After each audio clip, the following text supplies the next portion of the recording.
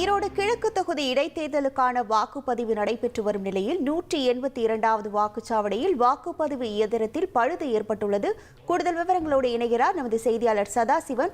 வணக்கம் சதாசிவம். தற்போது இந்த வாக்குச்சாவடியில் எவ்வளவு மக்கள் வெளியே காத்திருக்கிறார்கள்? இதற்கு தேர்தல் அதிகாரி தரப்பிலிருந்து என்ன சொல்லப்படுகிறது? முழு விவரங்கள். வணக்கம். ஈரோடு கிழக்கு தொகுதிக்குட்பட்ட இடைத்தேர்தலானது இன்றைய தினம் நடைபெற்று வருகிறது. இதனைத் தொடர்ந்து காலை 7 மணி வாக்குப்பதிவு தொடங்கி மாலை 6 மணி வரை நிறைவு பெற உள்ளது. இந்நிலையில் ஈரோடு கிழக்கு தொகுதிக்குட்பட்ட 53 வாக்குப்பதிவு மையத்தில் 237 வாக்குச்சாவடியில் வாக்குப்பதிவானது நடைபெற்று வருகிறது.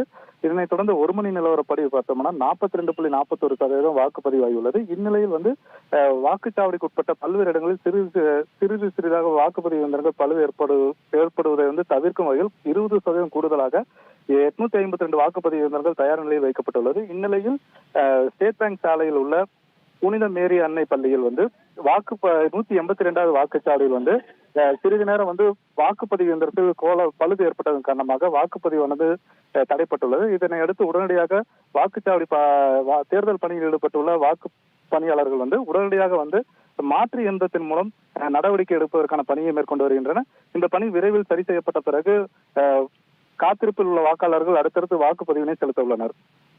உங்கள் விவரங்களுக்கு நன்றி சதாசிவம்.